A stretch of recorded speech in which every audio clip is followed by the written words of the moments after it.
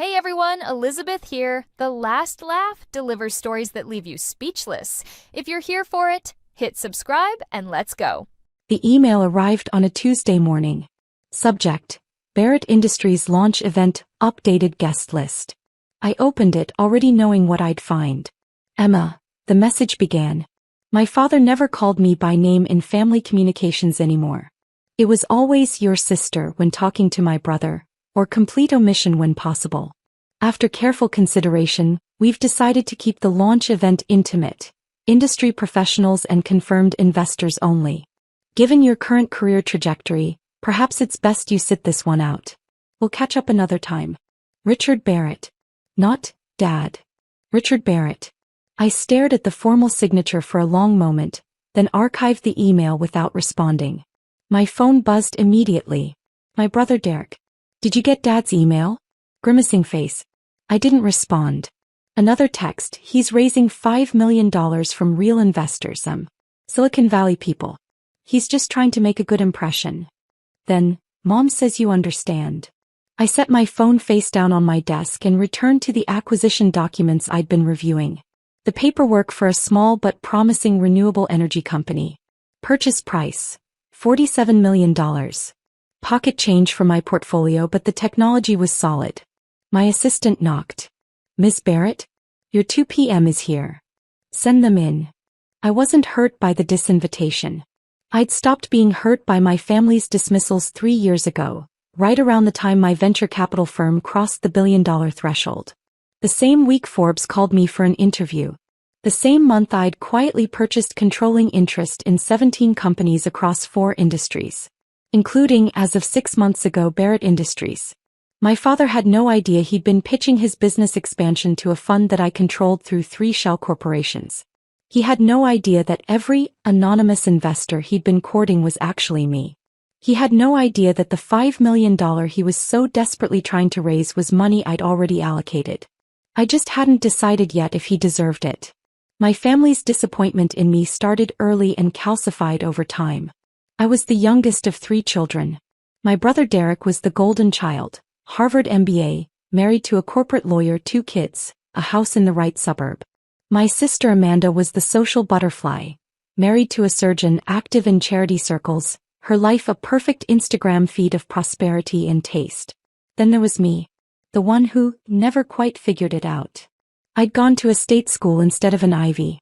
Graduated with a degree in computer science that my father openly mocked. Programming? That's for people who work for successful people, Emma. Not leaders. I'd worked at a tech startup straight out of college. My mother told her friends I was trying to find myself. When that startup got acquired for $340 million and my stock options suddenly made me wealthy, my father's response was, lucky timing. Make sure you get a financial advisor. Don't blow it. I didn't blow it. I invested it. Aggressively. Strategically. While my family bought bigger houses and fancier cars, I bought equity. Small percentages in promising companies. Advisory shares in return for strategic guidance. Eventually, controlling interests. By 28, I was worth $50 million. By 30, $200 million. By 32, $1.2 billion. I lived in a modest apartment. Drove a 4-year-old sedan. Wore clothes from normal stores. The only people who knew the extent of my wealth were my attorney, my accountant, and my business partner, Marcus Chin, a billionaire investor who'd taken me under his wing when I was 26 and seen something in me that my own family never had. My family saw what I wanted them to see. A single woman in her 30s with a tech job that she never talked about, no husband, no children, and apparently no ambition. At family dinners, my father talked about Derek's promotion to senior vice president. My mother gushed about Amanda's charity gala. When they bothered to ask about me, I gave vague answers. Still consulting. Same company. It's going well. Nothing new to report. The truth was too complicated. How do you explain to people who see you as a failure that you're actually successful beyond their comprehension? How do you tell your father, who barely graduated college himself and built Barrett Industries through sheer determination and luck, that you've surpassed him by every measurable metric? You don't. You stay quiet. You watch. You wait. Barrett Industries manufactured industrial filtration systems. It was a solid, boring business that generated about $8 million in annual revenue. My father had founded it 30 years ago and built it through relationships, hard work, and what he called old-fashioned business sense. He loved to tell the story at family gatherings. How he'd started with nothing. How he'd built something real, something tangible. Not like these tech bubble companies, he'd say, looking pointedly at me. Real products. Real value. 6 months ago, Barrett Industries hit a growth ceiling. Competition from cheaper overseas manufacturers was cutting into margins. The company needed to modernize, invest in new technology, expand the product line. My father needed capital.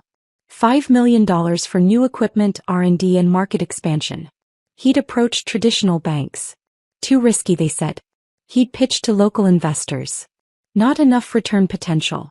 Then he found a venture fund called Apex Ventures. They were interested. Very interested. They saw the potential in modernizing the filtration systems, expanding into new markets. They were willing to invest.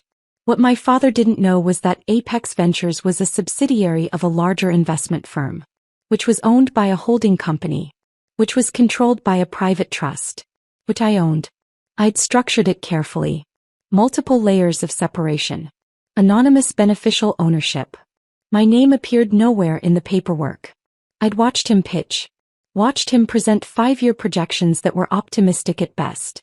Watched him promise returns that would require perfect execution and favorable market conditions. I'd instructed my team to encourage him. Ask good questions. Show enthusiasm. Make him believe this was his big break. Because I wanted to see something first.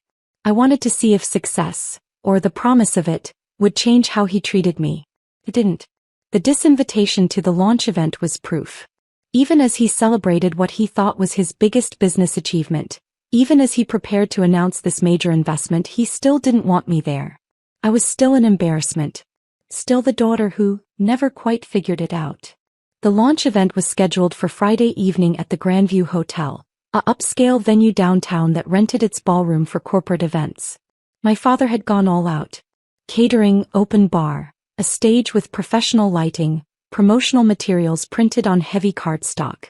He'd invited business associates, industry contacts, potential clients and, according to Derek's texts, the investors from Apex Ventures. I wasn't invited. But Marcus Chin was. Marcus had received a personal invitation from my father, who'd been cultivating a relationship with the famous Marcus Chin for months. Not realizing that Marcus and I spoke daily and had co-invested in 14 companies together. He actually called me, Marcus had told me, laughing. Very respectful. Very eager. Wanted to make sure I knew that serious people would be attending. Did he mention me? He mentioned he had 3 children. 2 in impressive careers. And one who, he paused a lot before saying, works in tech. I'd smiled at that. Are you going? Wouldn't miss it. This is going to be entertaining. Now, on Friday afternoon, I sat in my office reviewing the final terms. The documents were ready. The money was allocated. The only question was what would happen when my father realized who was actually funding his expansion. My phone buzzed. Derek, Mom wants to know if you're upset about tonight. I typed back, not at all. Hope it goes well. She says you can come to Sunday dinner and hear all about it. Sounds great. I added a smiley face even though my expression was neutral. Another text, this time from Amanda. Derek said Dad disinvited you from tonight? That's so awkward. But honestly, Em, it's probably for the best. These things are so boring and it's really just industry people. I didn't respond. At 5 p.m. I left my office and went home to change. I selected clothes carefully. A simple black dress, modest jewelry, low heels. Nothing that screamed wealth. Nothing that would draw attention. I wanted to blend in right up until the moment I didn't. The Grandview Hotel's ballroom had been transformed. Barrett Industries banners hung from the walls. Tables were arranged in a semicircle around a small stage. Bartenders worked behind a sleek bar setup. Waiters circulated with appetizers. I arrived at 7:15 p.m., 15 minutes after the official start time. Late enough that the room was full. Early enough that my father hadn't taken the stage yet. I walked in through the main entrance. No one stopped me. No one questioned my presence. In a room full of business professionals, I looked like I belonged. I spotted my father immediately. He stood near the stage talking animatedly with a group of men in suits. His face was flushed with excitement. He looked happier than I'd seen him in years. My mother was beside him, elegant in a burgundy dress, playing the role of supportive wife. Derek stood nearby with his wife Claire. Amanda and her husband were at one of the front tables. None of them had seen me yet. I moved to the back of the room near the bar. Ordered sparkling water. Watched. My father took the stage at 7:30 p.m. Good evening, everyone. Thank you so much for being here tonight. This is a momentous occasion for Barrett Industries, and I'm thrilled to share this milestone with all of you. The room applauded politely. 30 years ago I started this company with nothing but an idea and determination. I built it through hard work, integrity, and old-fashioned business principles. Not shortcuts. Not gimmicks. Real work. I sipped my water. Tonight I'm proud to announce that Barrett Industries is entering a new phase of growth. Thanks to a significant investment from Apex Ventures, a top-tier venture capital firm, we're expanding our operations, modernizing our technology, and positioning ourselves as the industry leader in advanced filtration systems. More applause. Derek was beaming. My mother looked proud. This $5 million investment represents confidence in our vision, our team, and our future. It's validation that doing things the right way, building real value, pays off. He paused dramatically. I want to thank my family for their support. My wife Margaret, who's stood by me for 35 years. My son Derek, who's always understood the value of real business. My daughter Amanda, who represents our company beautifully in the community. He didn't mention me. I wasn't surprised. I set my glass down. I also want to thank our partners at Apex Ventures. They recognized something special in Barrett Industries. They saw the potential. And I'm honored too. The ballroom doors opened. Marcus Chin walked in. The room fell silent. Everyone knew who Marcus Chin was. Tech billionaire. Legendary investor. The kind of person who didn't show up to small industrial equipment launches unless something interesting was happening. He was dressed impeccably, custom suit, confident stride. His assistant followed behind him, carrying a leather portfolio. My father's face lit up. Marcus. So glad you could make it. Marcus smiled politely but didn't head toward the stage. Instead, his eyes scanned the room until they found me in the back. He walked directly toward me, past my father, past the stage, past every important person in the room. The crowd parted. People whispered. Marcus reached me and broke into a genuine smile. There's my business partner. I smiled back. You're late. Traffic. You ready? I think so. My father's voice came from the stage, confused. Marcus? We're just about to. Marcus turned back to face him, his expression pleasant but professional. Mr. Barrett, I think there's been a misunderstanding about tonight. The room was completely silent now. My father descended from the stage. Misunderstanding? I don't. You've been pitching your company to Apex Ventures for investment, correct? Yes, and they've agreed to invest $5 million in. Apex Ventures is a subsidiary of Chin Barrett Capital, Marcus said clearly, which is the investment firm I co-founded 4 years ago. My father blinked. Yes, I knew you were involved in venture capital, but with my business partner, Marcus continued. He gestured to me. Emma Barrett. For a moment no one moved. My father stared at me, then at Marcus, then back at me. That's not possible, he said finally. Emma works in tech support or consulting or... Emma is the managing partner of Chin Barrett Capital, Marcus said calmly. She controls $1.2 billion in assets across 17 portfolio companies. She's been a venture capitalist for 7 years. Forbes profiled her last year. My mother's voice came from somewhere in the crowd. That's not true. That can't be true. I spoke for the first time. It's true, Mom. The sound of my voice seemed to break the spell. People started murmuring. Derek pushed forward through the crowd. And what the hell is going on? I looked at my brother. I'm the investor Dad's been pitching to for 6 months. Apex Ventures, the fund that agreed to invest $5 million in Barrett Industries? That's my fund. Your fund, my father repeated slowly. His face was cycling through emotions, confusion, disbelief, and something that might have been anger. You're saying you control Apex Ventures? Through several shell companies, yes. I structured it that way for privacy. Privacy, he said. Or deception? Privacy, I repeated firmly. I'm a private person. I don't advertise my business dealings. Amanda appeared beside my father. This is insane. Emma, if you actually had that kind of money, we would know. Family would know. Why? I asked simply. You never asked about my work. You never showed interest in my career. When would it have come up? We asked all the time, my mother protested. You said you were consulting. I am consulting. For companies I own. Derek was staring at his phone. Holy shit. Emma Barrett, Chin Barrett Capital. You're on Forbes. You're on the Midas list. How did we not know this? Because you weren't looking, I said quietly. You saw what you expected to see. My father found his voice again. If this is true, and I'm not saying I believe it, why the deception? Why not just tell us you wanted to invest in my company? Because I wanted to see if you actually wanted my investment, I said. Or if you just wanted to keep me at arm's length while taking money from strangers. That's not fair. Isn't it? You just gave a speech thanking your family. You mentioned Derek and Amanda by name. You didn't mention me at all. Even tonight at an event celebrating an investment that I'm making, you didn't want me here. The room was silent. 100 people watching our family drama unfold. My father's face was red. The invitation said industry professionals. You've never shown interest in manufacturing. You've never asked about my business. I asked constantly when I was younger, I said. You told me I wouldn't understand. You said it was real business and I should focus on finding a husband. I never said that. You said exactly that. Thanksgiving 2019. Right after you found out my startup got acquired. You said, that's nice, Emma, but tech money isn't real wealth. Maybe focus on settling down instead of playing businesswoman. My mother gasped. Emma, that's out of context.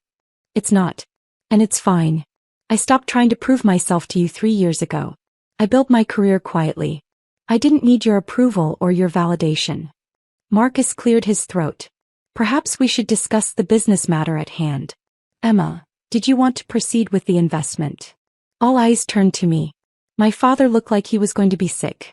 You're saying you get to decide if Barrett Industries gets this funding? I'm saying I've always been the one deciding. Every term, every condition, every timeline, that's been me reviewing your proposals for 6 months. And? His voice was barely a whisper. I pulled out my phone, opened my email, found the draft I'd prepared. I've decided to proceed with the investment. $5 million as discussed. But with updated terms. Updated how? First, I want a board seat. I'll be taking an active role in strategic decisions. My father's jaw clenched. That wasn't in the original agreement. The original agreement was with an anonymous investor who you didn't mind having oversight. Now you know it's me. Do you want the money or not? He looked around the room. At his employees, his business associates, his family. Everyone was watching. Fine. What else? Second, I want Barrett Industries to establish a formal internship program with local universities. Computer science students specifically. We're going to modernize your operations, and that means bringing in young talent. That's not. Third, I want you to publicly acknowledge right now that I'm a legitimate businessperson. That I've built a successful career. That your daughter is a venture capitalist who controls over $1 billion in assets. The room was so quiet I could hear my own heartbeat. My father stood frozen. His whole body was rigid with what I recognized as wounded pride mixed with shock. My mother spoke up. Emma, this is humiliating your father in front of his colleagues. He humiliated me for years in front of this same family, I said evenly. Dismissed my career. Excluded me from important events. Introduced me as the daughter who works in tech, with that specific tone of disappointment. This isn't humiliation. This is honesty. Derek stepped forward. Come on. This is Dad's big night. Can't we discuss this privately? He made it public by disinviting me. By giving a speech thanking his family without mentioning me. By treating me like an embarrassment while literally taking my money. Marcus put a hand on my shoulder. Emma, it's your call. We can walk away. There are 1,000 other companies that would value this investment. I looked at my father. really looked at him. He looked old suddenly. Diminished. The confident man who'd taken the stage 20 minutes ago was gone, replaced by someone who'd just had his entire worldview shattered. Part of me felt bad. Part of me wanted to walk away and let him figure it out. But another part, the part that remembered every dismissive comment, every disappointed look, every time he'd introduced Derek as my successful son, while introducing me as just Emma, that part wanted him to say it. Dad, I said quietly. All I'm asking is for you to acknowledge reality. I'm not asking for an apology. I'm not asking you to be proud of me. I'm just asking you to admit out loud what I've accomplished. He stared at me. His hands were shaking slightly. Emma, he said finally, his voice hoarse. I don't understand how this happened. How did I not know? Because you never asked. Because you decided who I was when I was 22 and never updated your opinion. Because it was easier to see me as a disappointment than to actually look at my life. That's not. He trailed off. Looked at Marcus. This is real. She really controls your fund. Marcus smiled. I'm the junior partner actually. Emma founded the firm. I came on board 2 years later. He's brilliant. I've made more money working with your daughter than any other investment in my career. My father absorbed this. Looked back at me. The Forbes article, he said slowly. Last year. Tech Investor of the Year. That was you. Yes. And we had Sunday dinner right after that came out. You didn't say anything. You didn't ask. You spent the whole dinner talking about Derek's promotion. He flinched like I'd slapped him. The silence stretched out. Then quietly, you're right. I blinked. What? You're right, he repeated louder. I was dismissive. I made assumptions. I decided what your career was worth without ever actually asking you about it. He looked around the room. My daughter Emma is a venture capitalist. She controls Barrett Capital, one of the most successful early-stage investment firms in the country. She has built an extraordinary career and I failed to notice. His voice cracked slightly on the last words. My mother was crying quietly. Amanda looked shocked. Derek's expression was unreadable. I accept your terms, my father said. The board seat. The internship program. All of it. And I would like you here at this event. If you're willing to stay. I looked at Marcus. He gave a tiny nod. Hey, I said. Let's proceed with the investment. The rest of the evening was surreal. My father returned to the stage and attempted to salvage his speech. He acknowledged me publicly as both his daughter and the lead investor. People applauded, though the energy in the room had shifted from celebration to stunned fascination. I spent the next 2 hours being approached by various attendees. Business cards were thrust at me. Investment pitches whispered near the bar. Several of my father's colleagues apologized for not recognizing me as if that was somehow their fault. Derek cornered me near the dessert table. I need to ask. Are you pissed at me? Should I be? I went along with it. The disinvitation. The dismissive comments. I never stood up for you. I shrugged. You were following the family script. We all played our roles. That's not okay. No, I agreed. It's not. But I'm not angry. I'm just done pretending. He nodded slowly. Can we start over? Like actually get to know each other as adults? Maybe. We'll see. Amanda appeared looking uncomfortable. Emma, I owe you an apology. For everything. For treating you like you weren't successful. For the condescending comments. For the text earlier about the event being boring industry people. I was awful. You were dismissive, I corrected. There's a difference. Is there? Awful is intentional cruelty. Dismissive is just not seeing someone clearly. I've learned to tell the difference. She hugged me awkwardly. I want to do better. Then do better. My mother approached last, her makeup smudged from crying. Sweetheart, I don't know what to say. You don't have to say anything, Mom. I do. I was a terrible mother. I let your father set the tone for how we saw you and I never questioned it. You deserved better. I felt something crack in my chest. Yeah. I did.